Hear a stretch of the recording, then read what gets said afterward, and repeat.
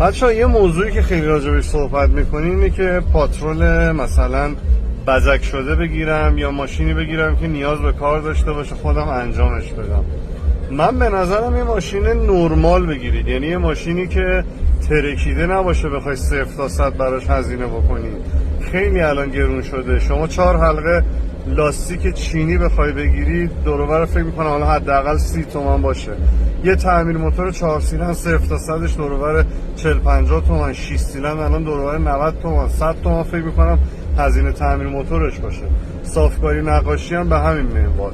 شما فکر کنم باید حداقل 70 80 تومن پول رنگ خوب بدید. من به نظرم پاترول کاردار نخرید، پاترولی که ترکیده باشه بخوایم شما خودتون 0 تا 100 جمعش کنید و نخرید.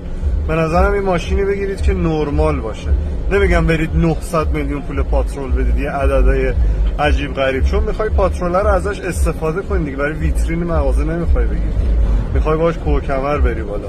من به نظرم یه ماشین نورمال یا ماشین معقول بگیری که یه رسیدگی کوچیک بهش بکنی اون ماشین اوکی باشه.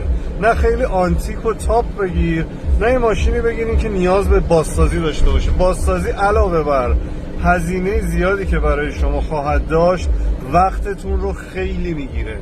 این نظر منه. به نظرم یه چیز رو نورمال بگیرید، وسطش رو بگیرید.